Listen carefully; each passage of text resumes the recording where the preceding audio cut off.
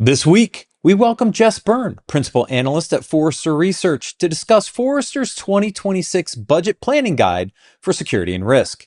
Next, we air two pre-recorded interviews from BlackHat 2025 from ThreatLocker and Tynes. Business Security Weekly starts now. This is a Security Weekly production for security professionals by security professionals. Please visit securityweekly.com/subscribe to subscribe to all the shows on our network. It's the show where we explore the business of security to improve the security of business. Your trusted source for actionable insights on leadership, communication, and innovation. Get ready for Business Security Weekly. Security Weekly and CyberRisk TV are headed back to one of the biggest identity security events of the year, Octane 2025, put on by Okta. Live September 24th through the 26th, from the vibrant city of Las Vegas, Octane 2025 brings together the best minds in identity, security, and technology innovation. And this year, we're turning up the volume. Security Weekly will be on site in full force, with Mandy Logan and Adrian Sanabria leading the charge. Get ready for live stream executive interviews, exclusive on-site editorial coverage from SC Media, and brand new this year, a live stream episode of Enterprise Security Weekly.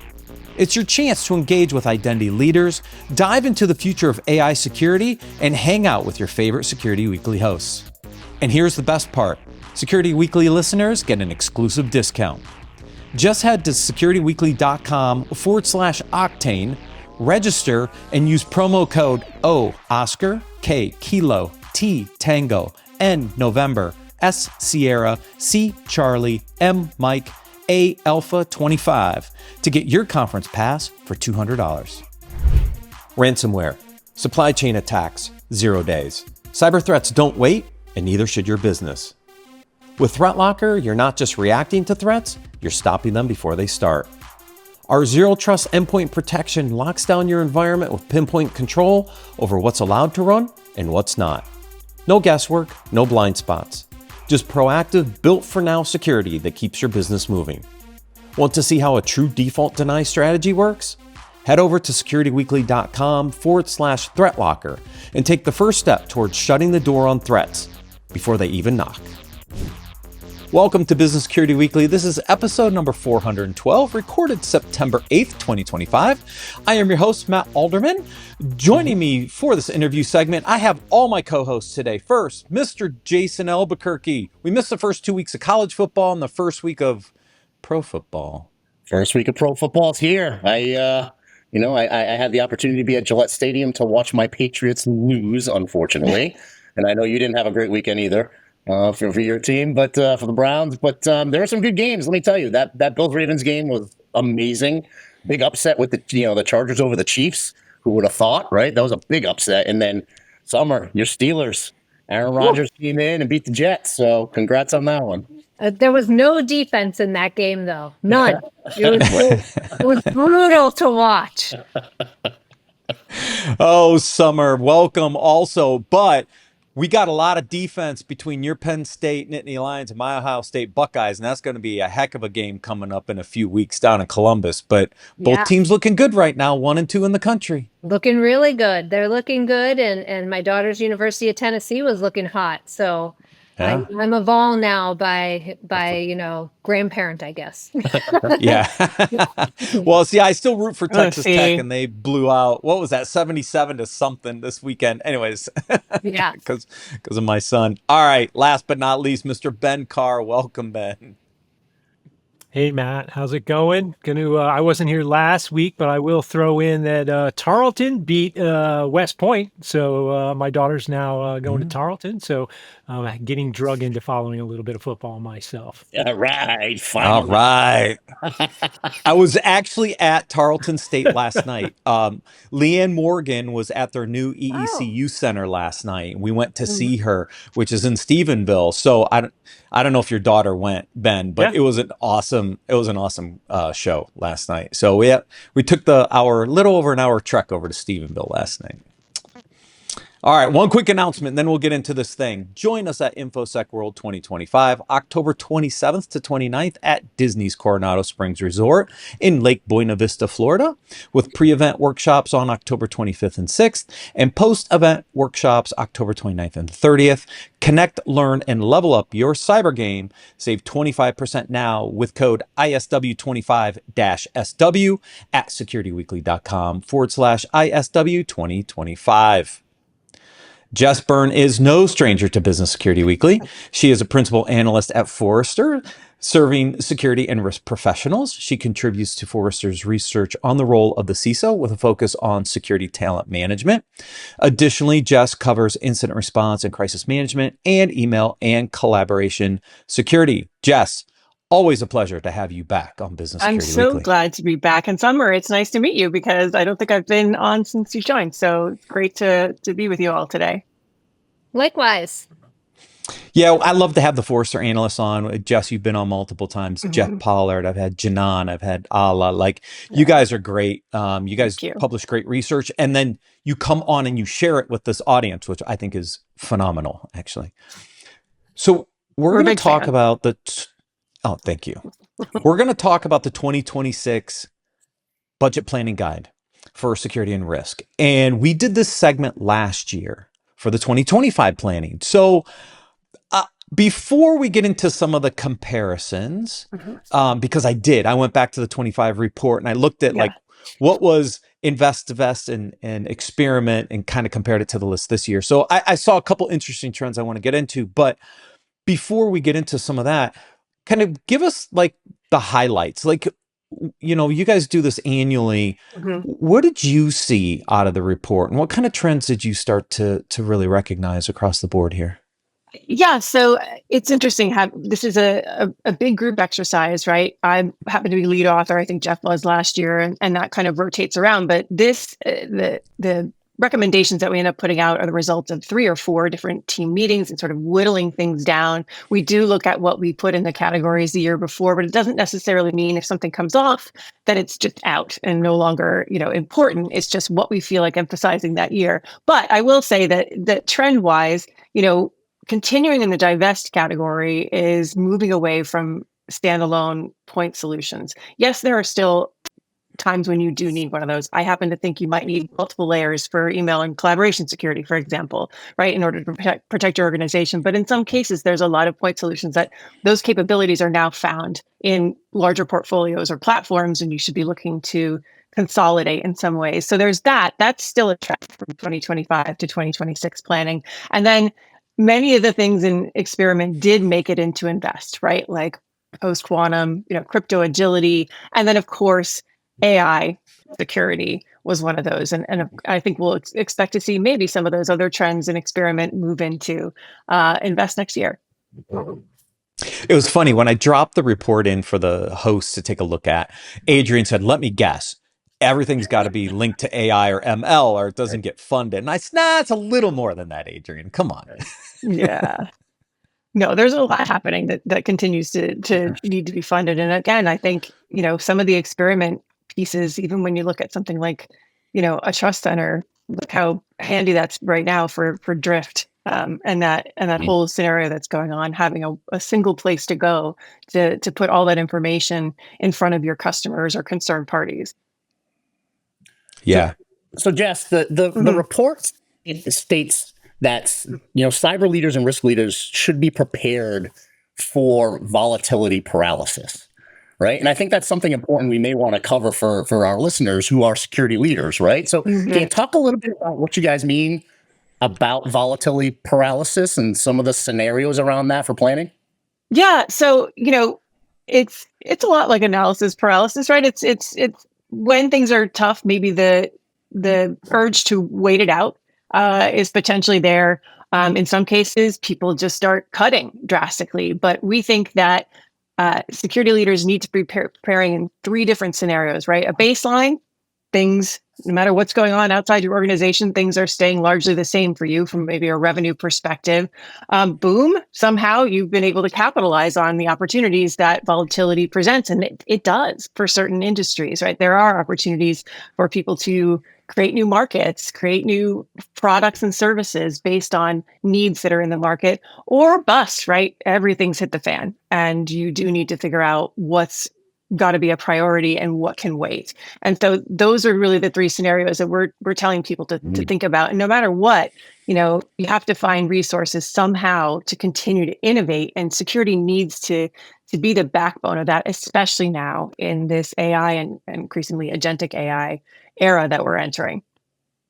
Yeah, I mean, so many leaders right now are starting to prepare for budgets for next year, right? So I think it's important that your recommendation is really have three different versions of a budget.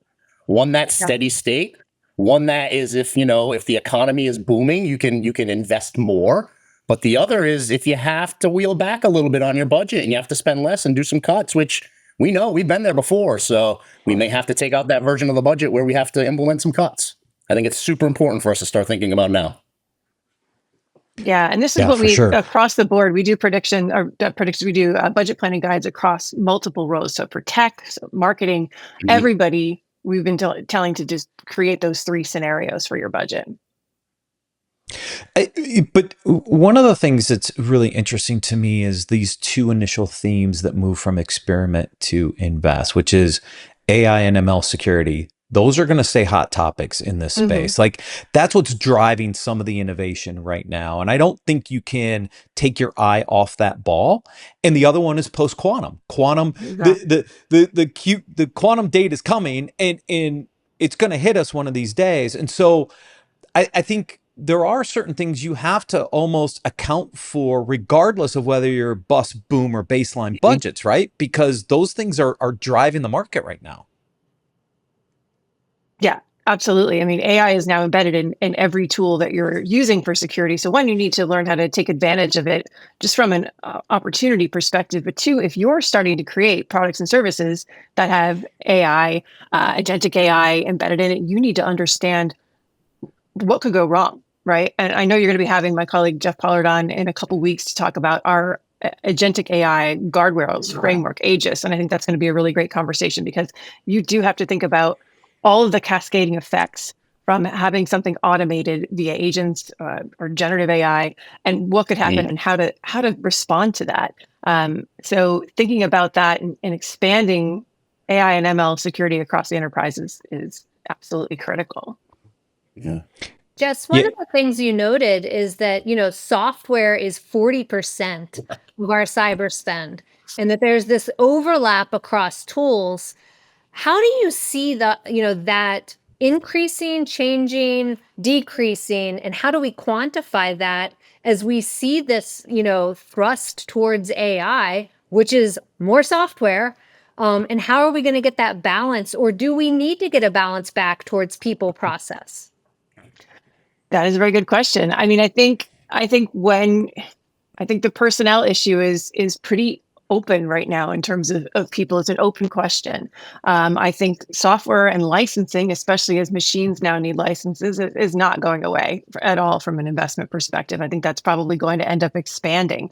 So it's compute power, right? It's software. And then there will be people, and those people are going to be expensive as well. So you have to look for this skill set that doesn't really exist yet.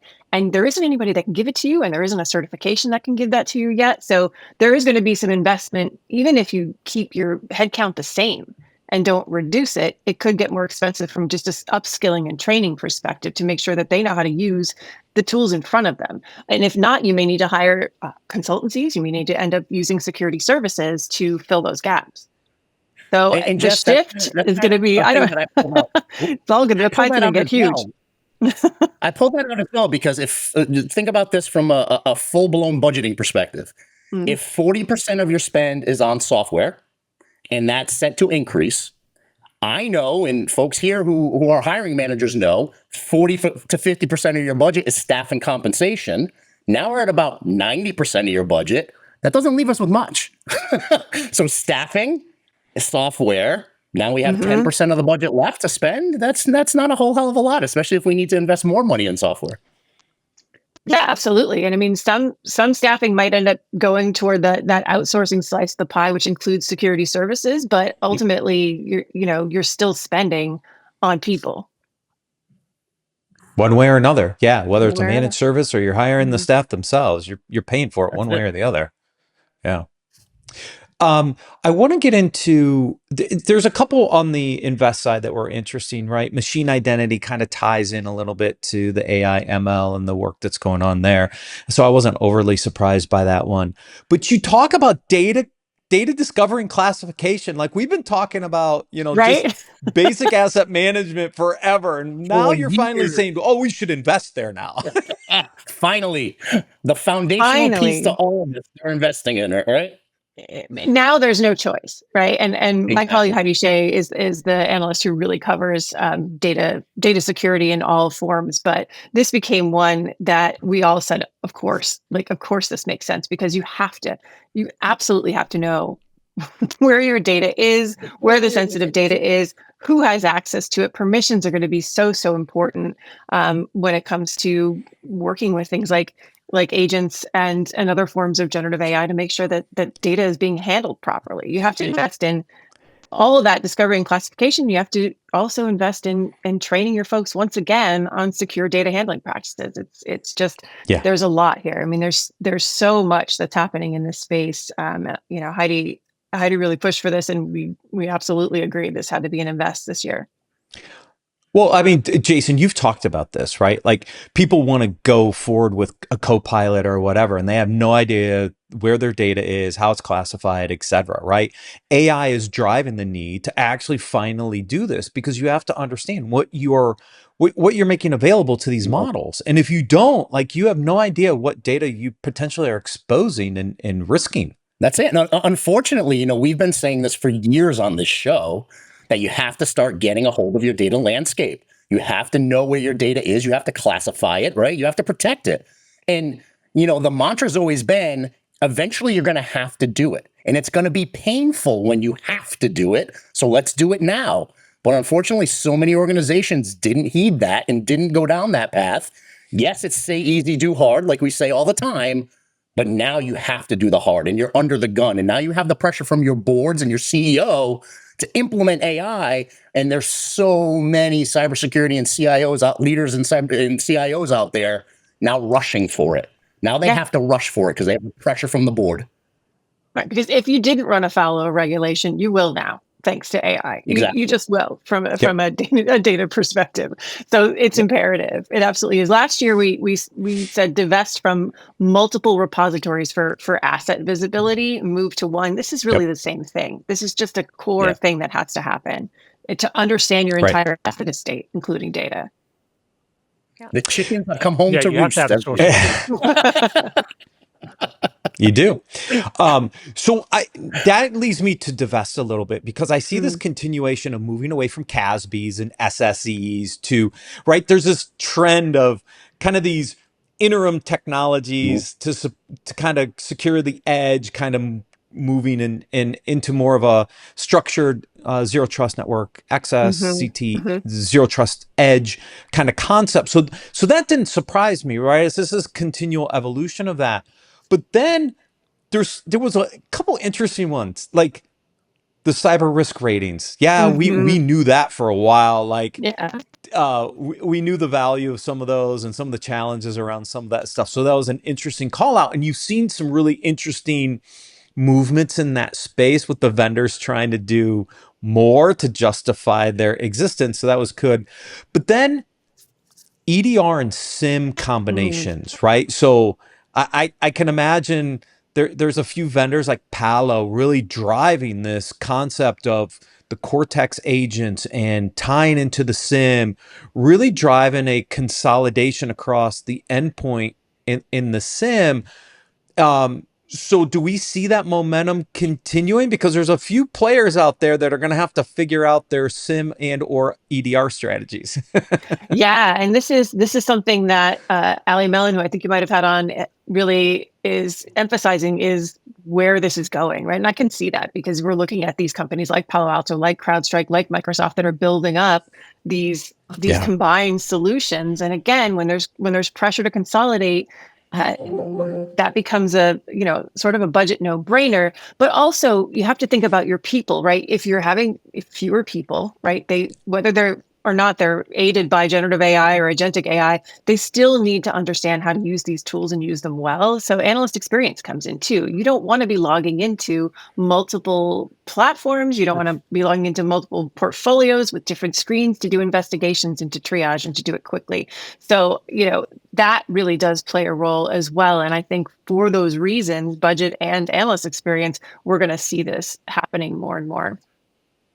Jess, that brings up a really interesting point. As we talk about divesting and decommissioning, that takes money too. It takes money, it takes time, it takes people. So as we think about budgets and making that transition, does Forrester have any sort of top level guidance that says, if I'm looking to consolidate and I'm going to go to EDR SIM solution together, I may actually have a cost savings in the first year or two because I'm working with a new vendor, I'm doing a consolidation. But what should I be thinking about in terms of the amount of time it takes to get back to parity and the amount of money to get my folks trained in it? Do you guys have guidance on that? Well, we've been thinking about that we wrote a report about thinking about Microsoft investments, thinking about going all in on one platform. You do have to game out what the training is going to take in terms of time, man hours, but also budget. And then you should be asking if you're working with a particular vendor and they want you to move everything over to them, like they should be throwing in a lot of this and making a business case for you to make this easy for yourself, right? You should be looking at the number of training hours. The experience itself, should be intuitive. So the onboarding is not onerous for your agents, but then also for your SOC folks. But then also they should be throwing in a lot of the training hours and providing that to you as part of the deal. You focus on training, and I think actually for a lot of advanced tools, it's like if you're going from one tool to another, the training it's there. There is a component, but it's not necessarily like a Herculean lift to go from one tool to another, because oftentimes the experience is the same. But the part that, and maybe Summer, you were trying to hit this too, is like actually decomming a tool takes effort and resource to decom before you even get to the new tool. And that effort, I don't think, is captured very well.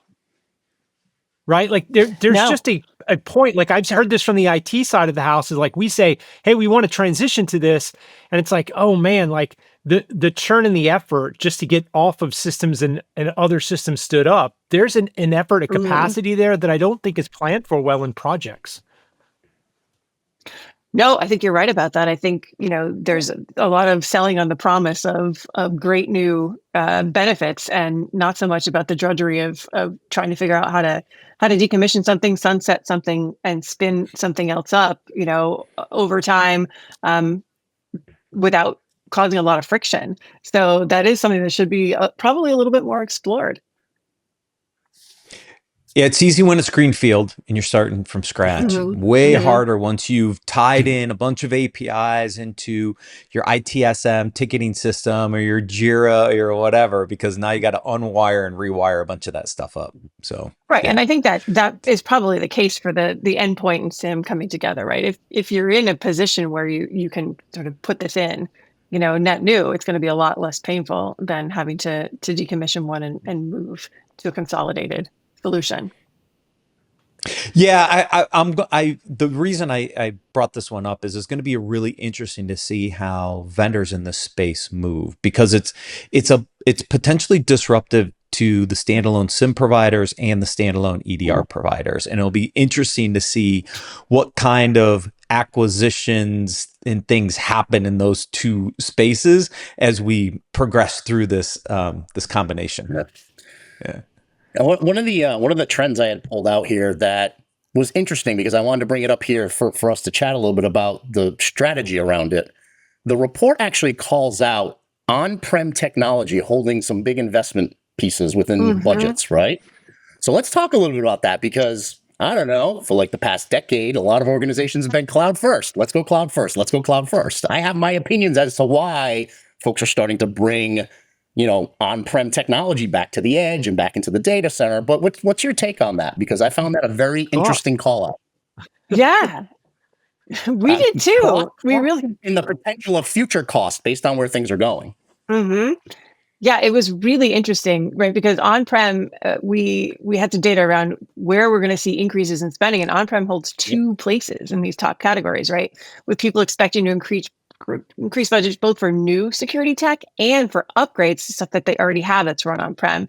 So the interesting thing is when you dig down into this, it's not sort of equally spread across the three main regions. 78% of APAC respondents, for example, plan to increase spending on new on-prem security tech, which is 10% higher than EMEA and 8% higher than North America. So there are definite regional differences. APAC also, by the way, when you ask what their planned increases in budgets were the most like exuberant. We're going to have 10% plus increases in budget. So one, I think there are a few reasons for this. One, I think APAC has some catching up to do. And in terms of just spending on budget, there've been a lot of breaches there. They don't necessarily have really uniform regulations. So I think there's just a lot of activity there. But then I also think there's some data sovereignty concerns that are starting to creep up. And I think that's only going to increase in EMEA, to be honest, moving forward. So next year we might see EMEA higher as well. I don't know about North America, but I think, we're thinking about data sovereignty. There's some, repatriation of data happening within regions. So I think this is, to me, when we looked at this is what I think the cause is, but I'd love to get your thoughts on it as well. Sorry, I was just going to, do you see this a little bit at the start of the pendulum swing? Like, we've seen this before where the pendulum has kind of swung shared compute, individual compute back to shared. And so I've actually seen a couple postings from people who've made the case that they've actually transitioned some stuff back into on-prem, and it was actually less expensive than the cloud spend that they were making in some areas. And so do you see that this is just the start of a little bit bigger trend in this space, or? It could be, but I'm also wondering where AI fits into this, right? Because of the massive, amount of compute power that's going to be needed. I don't know if people will be able to handle that necessarily on-prem unless these models or private instances can scale down, and right now that's not really what's happening. So I think if it weren't for AI, I think we might see a pendulum swing just because of geopolitical, tensions, volatility, and in the different regions. But AI to me is a wild card for this.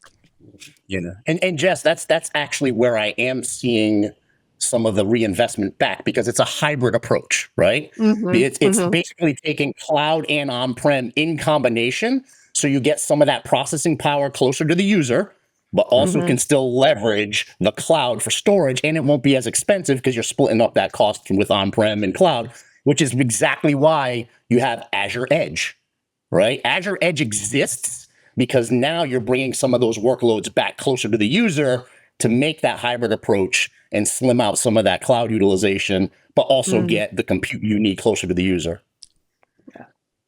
Yeah. Jess, did you see the news about Qantas and how they docked the bonuses of some of their senior leadership last year? I don't know if I did. So there's a lot of discussion around this, and to be honest, I don't know how it was measured, but there was a 15% docking of annual bonus for some in senior leadership because of the impact of a cyber incident that happened at Qantas. My question is, right, wrong, or indifferent, do you think that something like that will have a widespread ripple effect and affect any budgets in 2026? That's a really good question. I mean, I think accountability is starting to flow a little bit further up from the CISO now, which is great to see. Whether people will be budgeting for fines or for other types of situations where revenue is affected is a really good question. I think we're already seeing CEOs starting to take the hit for this. I'll be very curious to know what happens in terms of. I would like to see in some cases performance and tied to customer trust, right? Because security is such a core part of how business is done now, right? Companies need to go to market on trust, and that is not entirely on the CISO. So it will be it'll be interesting to see how this plays out. Yeah, great. So that ties into the experiment side a little bit, the trust center, right? Which I've seen this trend emerging for over a year now, right? It's kind of flipping the model on the third party vendor side to make it easier for clients to get access, to understand your security postures, et cetera. And I'm seeing a whole bunch of interest in this. Why though? Is it because of these market dynamics and the need to do this and be more transparent, or something else driving the trust center, Jess? I mean, I think it's both. I think it's great to have one place where you can actually go to market on trust, right? You can actually put all of that information in there. You've got all of these regulatory requirements. You've got your SOC 2s, you've got these certifications, everything is in one place. So it's great to have a central hub there for both clients and prospects. But two, it's also because of the just sheer volume of third-party risk assessments that are coming into organizations now, right? And in some cases, I've spoken with CISOs who've established a trust center, and this is outside of high tech. So it's great to see that some of this is happening. The tech industry is where it started, but some folks are having to move some clients, a certain client base with certain client value, to self-service. And this is where you can have that done. You can use trust centers not only to give those standard certificates that you have, like your SOC 2s, but you can use it to take in third-party risk assessment questions and then create basically an FAQ, right, of all of those consolidated questions that most companies ask, and save your manpower, your GRC analysts and others, for just answering the very specific ones, one for high-value clients, or two for just very industry-specific questions that an organization might have for you as their vendor. Yeah, it's an area, because we're actually building capability. This is where Gen AI is really, really good, because it can take that questionnaire, it can take your existing documents like your SOC 2 and start to marry those together and use that to speed up the process to send those back, which enables business, by the way, because it's instinctively part of a contract to move business forward. And any improvements there you could get just accelerates revenue, I think. And so I think we're seeing a ton of interest in my day job on that, just because of those dynamics. The other one that's an experiment that I want to talk about, the nirvana of automated remediation. Do we ever really get there? I mean, we're trying it. Again, it's experiment for a reason. Will this make it to invest? TBD, there are some response efforts that can be automated. I think they're minor, right? I think they're always, at this point, there still needs to be someone there to approve it, because you don't want things to break. So, my colleague Eric Noss is going to be giving a keynote on proactive security at Forrester Security and Risk Summit in November. He may have some more answers there, but the more visibility you have, again, to all of your assets and how they're connected, the easier automated remediation will be, but you have to get there first. So I don't think just any organization can go in and embrace automated remediation, as we say in our headline for the experiment category. Yep. The last one, continuous control monitoring, ties into the trust center a little bit, ties into automation a little bit. I mean, it's an efficiency play. I'm surprised it's taken us this long to get here, though. Like, I thought we'd made some good strides over the last couple years, but is it really more an efficiency play now of why people need to start looking at continuous control monitoring, because they need to be able to do more with less? Or is it something else? We're finally there, maybe technology-wise? I think we're getting there. Again, visibility wise, you're not able to understand, where your controls are breaking or in place if you can't see, where your data is and what's happening with it. So I think that's part of it. I think this is now, I think there are better solutions than there were. There are better integrated solutions now with vulnerability testing, with just looking at ways to find the evidence, ways to tie it to the regulatory frameworks that you are beholden to. So I think it's finally the time is a little bit more right for this. I've been looking at CCM tools for a couple of years now, and this is the first time I think that this has made it even onto one of these recommendations lists, because it is finally it's finally ready. So I'm going to make two predictions. Next year, we'll see 2 experiments move to invest. And I think it will be the trust center and continuous control monitoring, because I think the pressures of the market will force us to go there. That's my gut check. We'll have to do this again next year and figure out whether that came true or not. Sounds great. Anybody else? Thoughts? Yeah. No, true. I mean, that's if there were any that make it to next year, those are the 2, right? Those are the 2 that I see making it onto next year's, in the budget and it becoming run rate for organizations. No doubt about it. I mean, my biggest question for you, Jess, is like I mentioned at the top of the show, we have CISOs now getting ready to sit down and sharpen their pencils and build out their budgets and try to get approvals through their CFOs and their board of directors.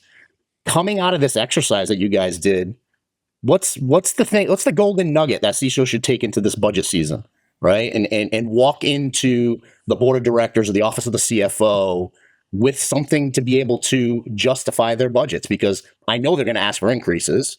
Whether or not they get them is another story.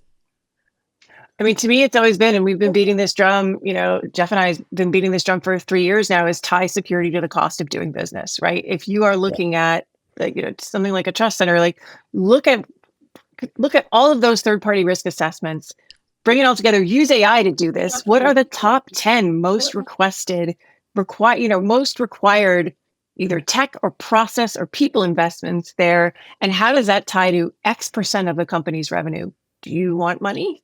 Great. We have to do, we have to make these changes. We have to make these improvements in order to continue having these folks as customers. And I think that's a really big one, is really tying security much closer to the actual cost of doing business and revenue won and lost in the process.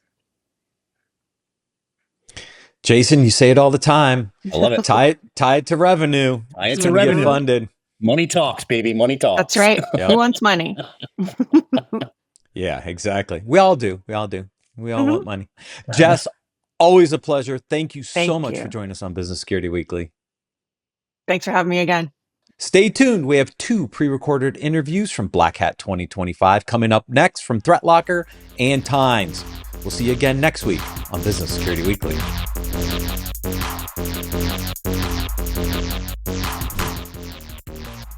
Welcome to BlackHat 2025, Day 3 from a mystery floor in Mandalay Bay. We're still here, recording live from the CyberRisk TV studio in Mandalay Bay in Las Vegas. I'm Doug White, and joining me for this one is a very special interview.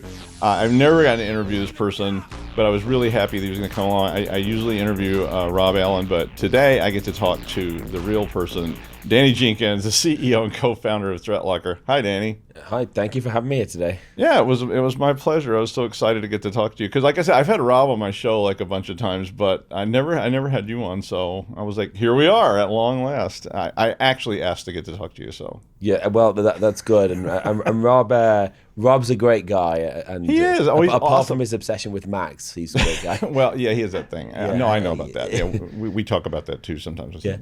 But no, he's so easy to talk to. So it's always a pleasure when he comes on because I don't really have to prep anything when I'm going to have Rob.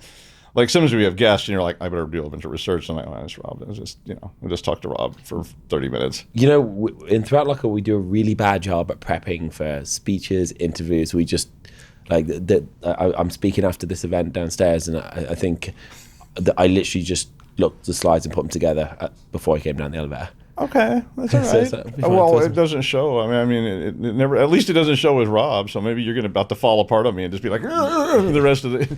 Possibly. I've heard that, but no, it's fine. I think that's great. I mean, I think organic is good sometimes. Yeah. I think people appreciate, especially in the industry, people appreciate organic. Yeah, well, it's got to be real. I mean, we're dealing with real problems. So. Yeah, well, let's talk about what we were talking about before we started filming, which we should have started filming a while ago, but. What was about FedRAMP and all this kind of stuff. I know that there's people that just immediately say FedRAMP, I know what it is, and there's people that go, what? Could you just tell us a little bit about what FedRAMP actually is? So essentially, FedRAMP is, well, it's not even a certification. So you get a 3PA audit. It's essentially a way of proving that you've completed the security requirements in order to sell to CMMC defense contractors or the US Navy or DHS. And the idea is you get a third-party audit come in. It's an absolute nightmare to do.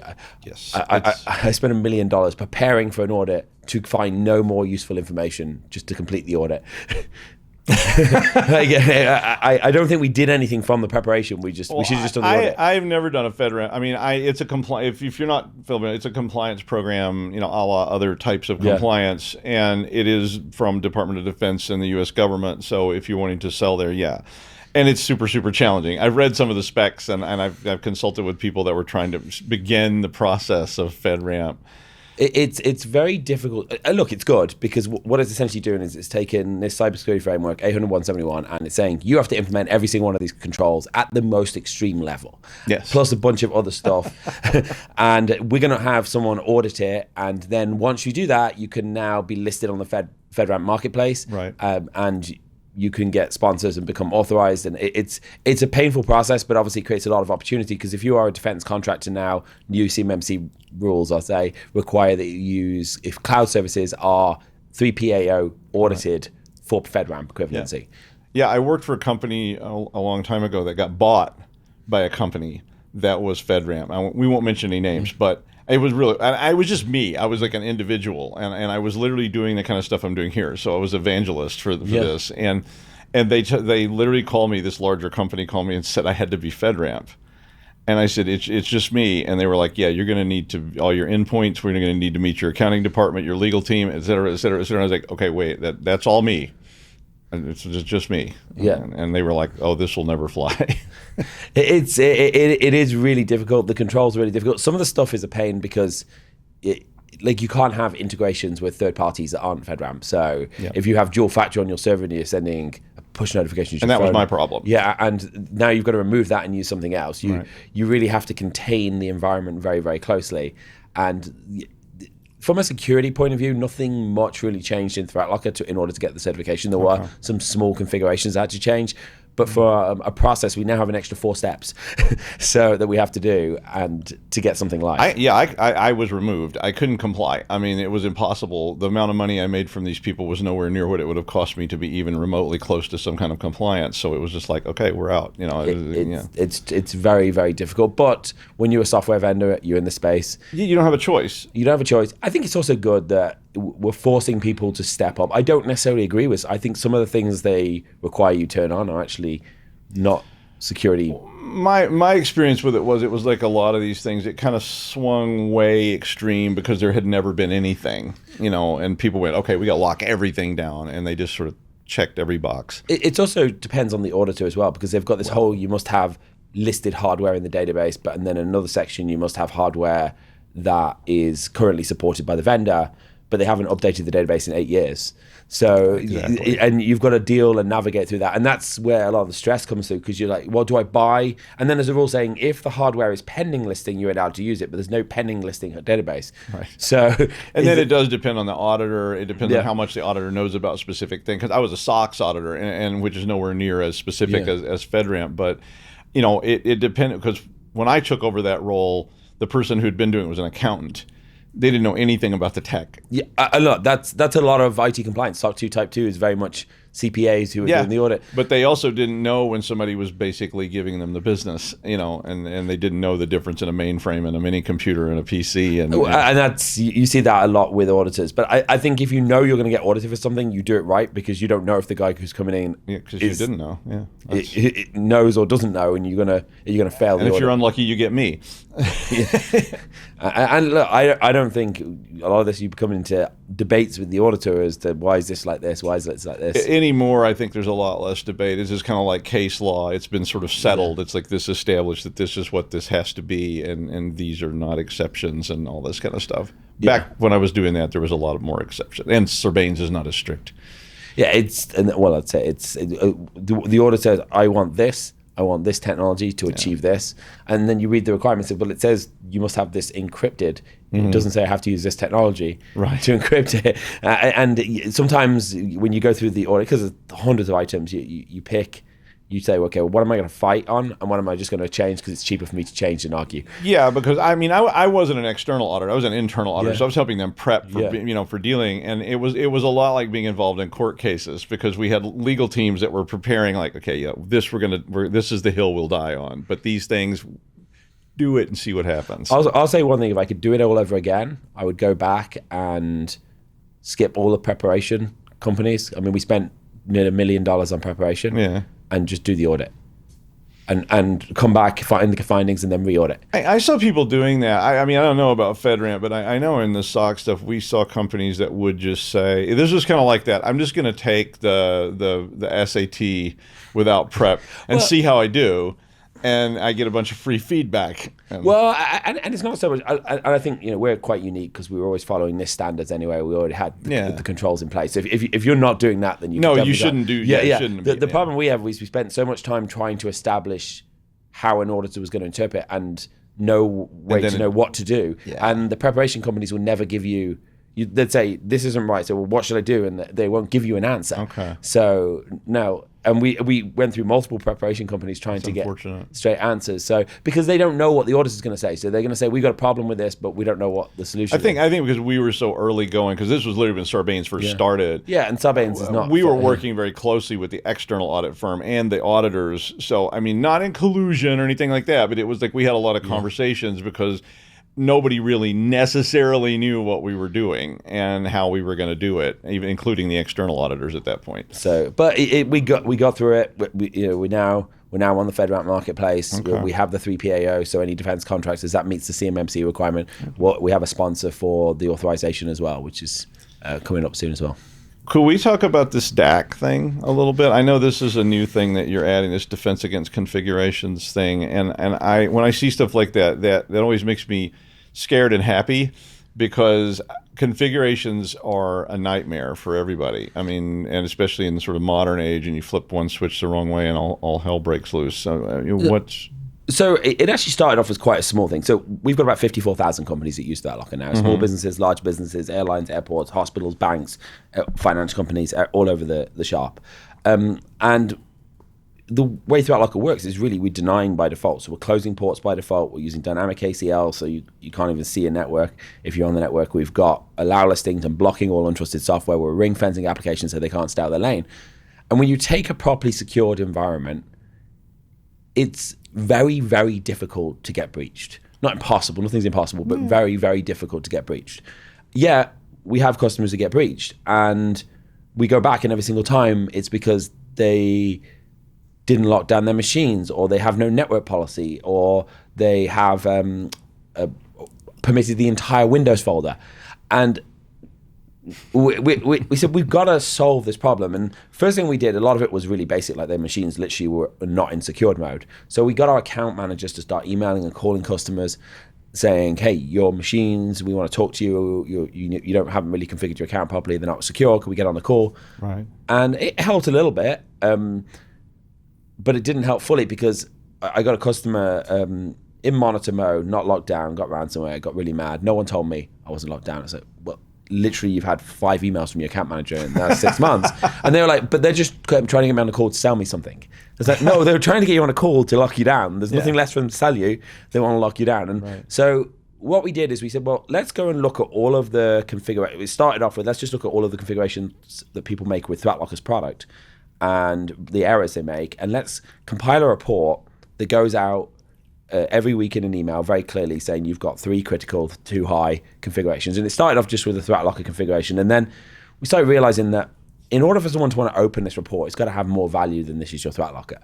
So we're on the endpoint, we have full control and see what happened on the endpoint. So we actually added 170 checks against the endpoint. Okay. And that are not necessarily ThreatLocker checks, non-ThreatLocker checks, things like, have you got a screensaver lock policy? Do you have FIBs enabled? Which isn't on the high, because unless you're FedRAMP, you don't really care about it. And it will tell you all of those, and it will tell you how to remedy them. The other thing is, because we went through so much pain trying to read and interpret NIST English, if we call it that. We've all had that. Yeah. So we actually went and aligned each of these checks to NIST, HIPAA, CIS control, and said, okay, you don't have a lot policy. This is where you potentially violate this compliance, this compliance, this compliance, and this compliance. Wow. So in the same dashboard, you can go in and you can see your trend over history. How's my compliance trending? How's my checks? How many criticals do I have? How many lows do I have? Not everyone's going to have lows. It's inevitable, but you shouldn't have critical or highs.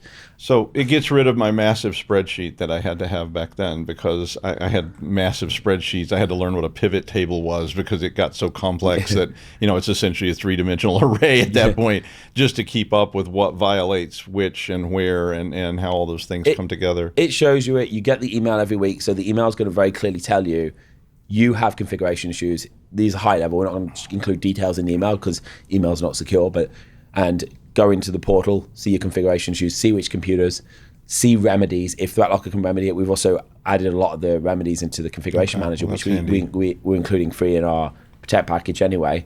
So you can go in and say, actually, I want to turn on the Windows screensaver, check this box here. I want to turn on FIBS, this here. Making it very, very easy. And I was surprised because, even after going through FedRAMP audit and going through our own ridiculous security controls, when we ran it on our own agents, we found failures, I call it, like not epic failures. Yeah. So fails. I think the temperature is it failed the test. Slight to the marred surfaces. Nothing that was going to end the world, but we had like machines that had macros permitted, and it was like, why do we have machines that have macros permitted? We all have those. We don't even use macros. So but what was really cool is it took us. I mean, we're 700 employees, probably 900 devices. It took us 5 minutes to remedy all those issues using the ThreatLocker portal. Okay, that sounds fun. And not every issue is going to be 5 minutes, but the ones we did, it was very easy. I understand, because I just remember, and I want to ask you about applications too, because there's another layer to this about the system. I just remember having to go through those things, and and we were literally doing like an exemplar, like bring us one system. Yeah. We're going to make this the exemplar for everybody, because we can't possibly go through 20,000 machines. It just wasn't possible at the time.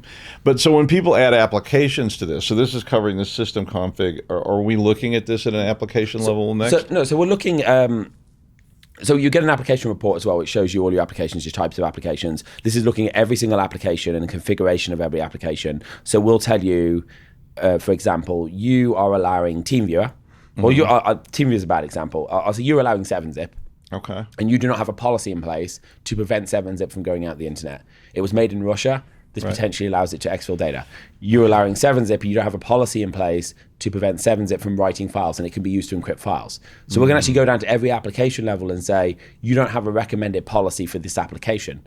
Because it's not our job to just say you should use 7-zip or you shouldn't use 7-zip. You can put it in if you want to. Yeah. What we're trying to achieve is, okay, you've got an application.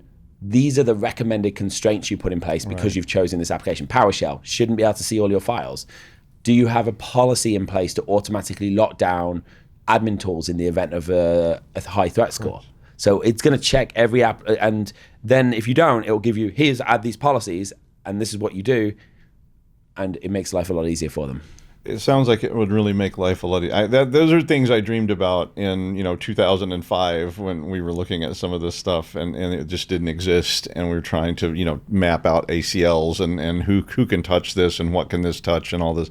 We didn't have any way to do it. It was just maybe we could write a script, but this is our first release. It's gone into available public beta to our customers right now. We don't charge for it. It's a free product. It's part of our platform, so you've got to have something. Yeah, sorry. I'm just kidding. Well, you can do a free trial, and it will give you the same report anyway. But it gets part of the platform. It shows you everything as soon as you have any agent installed. You should do a free trial. I'm telling you, really. I mean, I'm not giving you sales pitch. I'm just saying I did the free trial because I was really interested in this, and it is really cool. I like it. And the free trial, it also tells you not just you're going to get your DAC report, tells you all your compliance issues, but it's also going to tell you, hey, you've got a coupon clipper that has permissions to your passwords in your browser, so you can see any passwords you enter, and it was made in China. So you're going to see a lot of data And I think that's the thing that people need to be aware of. And I think sometimes they're just not. So we downloaded this tool, we bought this tool, whatever, and you don't think about, was this made in China? Was this made in Russia? Was this made, where? And we did a deployment to one of the supervisor elections thingies. They had a meltdown with the amount of Russian software they had on their machine. Well, it was like when you told people Kaspersky was from Russia, and they're like, what? I'm like, no, it's a Russian company. Well, 7-Zip is one that comes up. No, and that 7-Zip's the modern one. Yeah, that's I don't. The 7-Zip I've never seen have a backdoor in or any kind of. No, but it is a Russian company. And you should know. You should. I suppose. Look, you got to make risk choices. There you go. And the other one we see is Cooper a lot. It's a coupon clipper. It's probably on 50% of organizations we deploy to. That's how bad. It saves you money on your Amazon order or whatever, but it's made in China, and the permissions it has in the browser allow it to see everything on every web page you go to. And the reason being is because it's scraping the web page, including any passwords or anything, and it's saying, oh, look, you're trying to buy Nike shoes X, I can give you a discount on this. It becomes a risk basis. Am I willing to potentially allow a company to gain access to my data for 20 cents off my Amazon order? There you go. And if maybe you say, well, look, I trust this company, they're an American company, they're well known. If they're not well known and they're made in China, you start saying the risk isn't worth the reward. Right. I completely agree. Well, unfortunately, that's all the time we have. Yeah. Thanks, Danny Jenkins from ThreatLocker for joining us today. If you want to find out more about ThreatLocker, please visit securityweekly.com/ThreatLockerBH. For all the BlackHat 2025 coverage by CyberRisk Alliance, please visit securityweekly.com/BlackHat. And thanks, Danny. It was really a pleasure. It's my first time to get to interview Danny Jenkins. So all the rest of you stick around. We'll have some more interviews all the rest of the day. And we'll continue going here at BlackHat 2025. Thank you.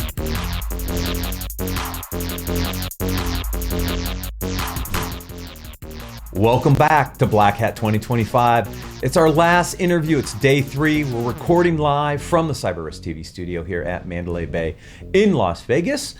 Our last, but not our least interview. I'm your host, Matt Alderman, and joining me for this final interview of BlackHat is Matt Muller. He's the field CISO at Tynes. Welcome, Matt. It's good to be here. Good to see you again. Yeah, I know. It's been a little while. It has been a little while. I have a little history with Tynes. So we're going to talk about the traditional SOC. Right. What I used to, it's almost like the advanced SOC, right? If we go back in history, go back 20 some years, we had the old legacy SOC SIM, right? And I was saying this before, I always said SIM wasn't built for security, it was built for compliance. And I used to have this argument with Anton Shavakin and others, but it was trying to validate certain compliance checks. And so we reinvented the security operations centers in the 12, 13, 14, 15 time frame.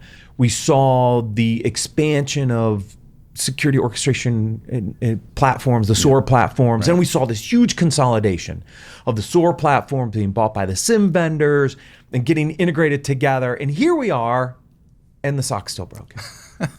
It really is. And if you think about sort of, the history and the inspirations almost that the SOC came from, I look at, the NOC, obviously, yes. And also the IT service desk, right? Like the Security Operations Center itself, even though it's not a young function, is still younger than a lot of these other teams, right? And so, thinking about, for example, in the IT world, if you have a laptop and the screen breaks, you go fix that screen, right? But it only fixes that one laptop. You have one ticket, you have one person that needs to go solve that ticket end to end with a particular workflow, and then you hand it back, right? It doesn't tell you anything else about other laptops. Fixing that one screen doesn't actually fix a class of laptop screens. Right. There's no, malicious adversary whose intent you have to sort of guess, What's right? to break the screen. Yeah, it's either broken or it's not broken, right? And if you think about how the traditional SOC operates, it's inspired by a lot of that model, whether people realize that or not, right? And so you think about a junior analyst gets a ticket, they solve that one ticket, they hand it off. We're not thinking about solving classes of problems in the traditional SOC model. And so to me, it's kind of no wonder that we're still seeing the same problems, right? And still seeing the same issues of burnout and alert fatigue, which I'm fatigued of hearing the term alert fatigue at this point. Yeah. But again, no matter what all the stuff we've done to address these issues, I think have been band-aids, right? Because it doesn't really reimagine why we're operating this way. So how do we reinvent the SOC? Like, I really like to think about these long-term, like strategic kind of discussions, right? Which is, we've been doing it so long for a certain way. We're not making any progress. Like, how do you reinvent it? Like, how do you literally flip it on its head, right? And some vendors in the space will be like, oh, you can't do that, right? But I'm like, no, you can. Now, I'll give you a really good example, just a quick one. In 2015, when I was running strategy at Tenable, I wrote a thesis that said, look, in a future world, I don't own the network, I don't own the device, everything's in the cloud, everything's an application front end through a browser. What do you scan when you don't own a network, right? It was a crazy hypothesis at the time. It's now true. And the pandemic only sped it up, right? So what do we do? Like, how do we hypothesize the future of the SOC, and how do we start to rebuild it in a new, better way? I think the first thing is looking at the role of the junior analyst. There's been a lot of fear, uncertainty, and doubt about, will AI replace all of our junior analysts? I think the first response is, okay, well, if you replace all your junior analysts, where do your senior analysts come from, first of all? Right. But if you actually think about what junior analysts do today, we ask them to make the most decisions out of anybody in the security operations center because they're doing all the triage. But then they don't get to see the consequences of those decisions because it gets escalated to tier 2 or tier 3 to actually respond and do the work. And that kind of makes sense, right? You need some expertise when it comes to actually doing incident response. But I think the first thing we need to reimagine is, what would it look like to empower a junior security analyst to take an alert as far as they possibly could? And it might look different for different analysts, right? And you find the ones that can take it further and further and further. Those are the ones who are becoming your tier 2 and tier 3 folks. Right. But the tooling that we give those people is incredibly important, right? Because you want those junior analysts to feel comfortable and feel empowered to go make decisions and go take actions, and also not have the SOC manager sort of worried in the back of their mind, like, are they gonna, delete production? Are they gonna lock the CEO out of their email? That sort of thing. Well, so you bring up a very good point. Part of this is, do we just get rid of the tiers, right? So you just said it. I got a tier 1, a tier 2, tier 3. I'm escalating up. Okay. Well, is that really the right model? Maybe we don't have tiers. Maybe it's flat, or maybe we only have 2 tiers, right? Because here's what AI is going to do for us, right? It is going to empower less senior people with capabilities to advance very, very quickly. Whether we truly have a skill gap in the industry or not, and there's a big debate on that, and we talk about that a lot on different podcasts, but let's assume that we partially do. AI will enable those folks to move up and mature faster. Maybe I don't need to hire other junior analysts, and maybe the whole tiering structure of the SOC is partially broken. Maybe it's obsolete in the new world. I tend to agree. And, I think models that we're seeing folks experiment with more that are being really successful, honestly, is take your senior folks, let them do something, just a really deep dive, right? Maybe it's cloud security. Figure out how you want to do incident response in the cloud. Have them build some sort of automations or workflows or AI prompts that replicate that work, and then empower the junior analysts to go use those workflows. Yeah, so they almost become like research people. Right. So you take your most senior people with your best skill set, they research how to respond to certain types of attacks, build a set of agentic AI capabilities and an agent that you now empower the junior people to be able to execute. And guess what? I don't need to escalate it to the senior folks. So the senior folks become these almost like researchers in that world, right? Yeah, and I mean, these folks love it, right? Because every security person I know is incredibly curious. They love learning, they love tinkering. And you tell them, hey, guess what? Your job is to now go tinker with AWS and just become an expert in AWS. Once you've done that, guess what? You're no longer the AWS person. You're not going to, be stuck being the only person who can answer AWS questions. You can now move on. Go learn GCP. Go learn Azure, right? And then replicate everything that you've been doing. So to me, that feels like a really powerful way to apply both, AI, as a co-pilot, AI as an agent, or even, blend it with traditional automation, right? Where you need to have deterministic guardrails. And make sure that, again, the junior folks can feel confident pushing that button and getting the outcomes that the senior folks have figured out are the best ones to have. Yeah. What happens to our tooling with AI? I mean, I can imagine, I know it's already being used in the SOC, primarily more from a co-pilot perspective, which I get, right? LLMs are really good at giving us context, right? It's really fast. You give it some data, it contextualizes it. It doesn't hallucinate as much as people say. I've done some really simple tests with it, and it's pretty damn accurate, right? So it's definitely speeding up the triage piece, but is our existing tooling ready to orchestrate the next set of activities? As I said in the opening kind of remarks is we saw this huge consolidation of the SIM and SOAR platforms. I still don't see as much automation on the playbook side that I thought I would see. Like Nirvana, I think in the industry is, if I can trust a set of activities to happen, why not automate them? It makes us more efficient. We don't need as many resources, but I still don't see that kind of adoption. Is it a tooling problem, or is it a trust problem, or a combination of both? Like, where do we go from here? I think it can be a combination of both, and especially if you look at today's SaaS world, where we're responsible for defending an attack surface that has just sprawled, right? Oh my and it's gosh, all in the US East 1 still, but it's absolutely sprawled. And a lot of these tools that the business now relies on are a little bit less mature in terms of maybe the permission models that they have inside those tools, right? And maybe I can only grant a super admin API key or nothing in those tools. I'm a little bit more nervous about turning that over to AI and automation, right? If the AI can do anything in the tool, do I want it to be able to do anything within the tool?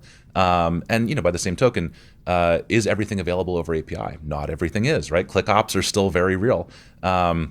And so, we sort of look at this at times as, part of the problem that we're helping to solve, which is adding on the layers of control on top of these SaaS platforms, which everybody in the business needs, everybody in the business uses, but maybe aren't as mature from a security perspective. So I do think there is some maturity both in the attack surface that we're defending as well as the security tools that we use to defend it. Yeah, so when you think about putting those kind of checkpoints in place, describe I want to call it an orchestration for lack of a better term, but what does that look like, right? Like, kind of explain it to the listeners, because I think it's really, I've researched your platform primarily for some other use cases to see how you can use it to orchestrate some other things. But walk me through an orchestration and how you can build these workflows, and how do those checkpoints come into play, and how does that drive like a SOC response process? Yeah, I think a big one is around consensus controls, right? The idea that to perform dangerous actions, at least one human, maybe more than one human, should be in the loop, right? To make sure that the actual outcome is what you want. Right. Most platforms don't have the notion of consensus built in, right? Even some of the major cloud players, you can, if you have the admin keys, you can go do whatever you want. Right. And so, what we say is, well, if you build this response workflow within Tines, now you can actually add in those consensus controls. Maybe your AI agent, for example, is the one determining that, yes, we actually do want to take this response action. Let me surface that to a human, have the human validate that this is, a sane action. We're not deleting production, and then, perform it, right? Or maybe a junior analyst thinks that the right course of action is X, Y, or Z. That can quickly be escalated to a senior, person within the SOC to say, yep, sounds like they're doing the right thing. I approve. Let's make sure the action happens, right? Yeah. So now you get a mix of machine and human, right? Which is, I guess, the nirvana state, because I don't see people turning over response fully to AI, right? Yeah. However, if you can marry AI with decision processing, that's what.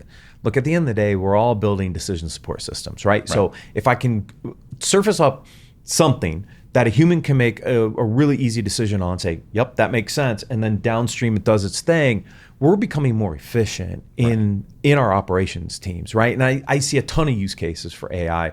I've built a couple in my day job, and I can see how AI is definitely going to change the world of the SOC. So that balance of both machine and human is going to be important. How do we think about protecting aspects of that, though, as well? Because we don't want it to fall into the wrong hands either. So do we have to rethink kind of identity and access in this environment to put some better controls in place of some of these tools and systems as well? I absolutely think so. And, there's sort of a real philosophical question around, if an AI agent is acting, on behalf of the team, whose identity is that? Right. Is it just a service account? Is this a non-human identity? Is this something else entirely, a brand new thing? And, I do think that, when we start to let the AI do more on our behalf, there absolutely is, to your point, just, a need to sort of think through these things from an IAM perspective, right? And getting a little bit more granular and saying, a human who is uncertain about the decision to make will probably back off, right? And maybe ask somebody for advice or guidance and not necessarily use the credential until they're confident. Yeah. An AI that's incorrect is just going to confidently plow forward, right? And so we have to account for that and not just say like, oh, right, this is yet another identity, right? There's more nuance to it and figuring out, is this AI acting in the right context, with the right circumstances? With the right permissions, the right access. Because I brought this up, I think it was on Tuesday in one of the interviews, because I get questioned all the time, like, how do you validate what the agent's doing? Right. And he's like, well, you have other controls in place, or you should have other controls in place. Hopefully. You should treat the agent like a non-human identity. It should have credentials and authentication and all these other things. You have insider threat tools that should monitor certain things. And if it does something malicious, it should set off a bunch of alarms, right? Yeah. So he says, don't throw the baby out with the bathwater, was kind of his point, which was just because AI is being used doesn't mean that our other tool sets are not valid anymore. They're absolutely valid as how we protect some of the aspects of what the agent's doing and how it gets access to things. Yeah, and in a way, I think it maybe exposes a little bit of how we've relied maybe too much on policy to determine authorization versus code as authorization, for example, right? And look, if our humans are just relying on a runbook to say, oh, maybe I shouldn't do that.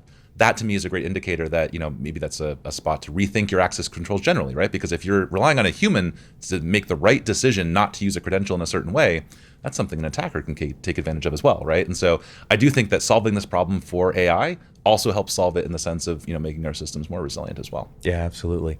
All right, so we blow up the 3-tier system, we relook at our tooling, we embrace AI.